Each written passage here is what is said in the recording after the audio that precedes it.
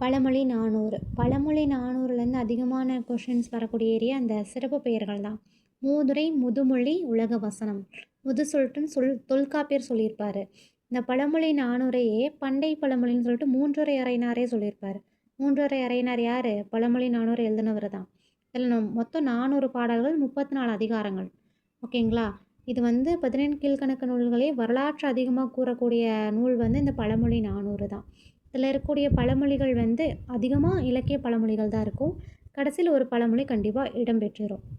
என்னென்னா, திருக்குறள் நாலடியாருக்கு அடுத்த புகழ்பெற்ற நூல் என்னென்னா இது பழமொழி 400 தான் சொல்லுவாங்க. நாலடியாருக்கு இணைன்னு சொல்லிட்டு தமிழறிஞர்கள் இந்த பழமொழி 400 சொல்லியிருப்பாங்க. இதில் வேறு என்ன இம்பார்ட்டன்ட் பாயிண்ட், இன்னொரு முக்கியமான ஒரு பிவைக்யூ இருக்குது. என்னென்னா, ஆற்றுணா வேண்டுவது இல். ஆற்றுணா வேண்டுவது இல்லை அப்படின்னா கற்றவனுக்கு கட்டுச்சோறு வேண்டான்னு இதோட மீனிங் என்னென்னா, படித்தவன் எங்கே போனாலும் பொழைச்சிப்பான். படித்தவனுக்கு வழிநடை உணவே தேவையில்லை. இது அதோட மீனிங்கு.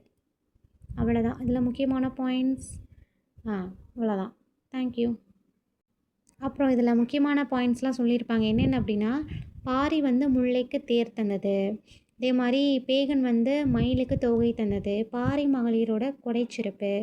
கரிகாலனோட நரை முடித்து செய்தி தந்தது எல்லாமே இதில் சொல்லியிருப்பாங்க. என்னென்னா, பாரி மகளிரோட கொடைச்சிறப்பு அப்படின்னா வந்தவங்களுக்கு பொன்னிட்டு தந்தாங்களாமா, சாப்பாடு தந்தாங்களாமா. அதுதான் அந்த பாரி மகளோட கொடைச்சிறப்பு.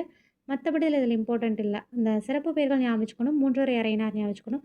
3 அவரோட ஊர் பேர், அறையினார் குடிப்பெயராக இருந்திருக்கலாம் அப்படின்னு சொல்லியிருப்பாங்க. 400 பாடல்கள், 34 அதிகாரங்கள். அவ்வளோதான் இதில் இம்பார்ட்டன்ட். தேங்க்யூ.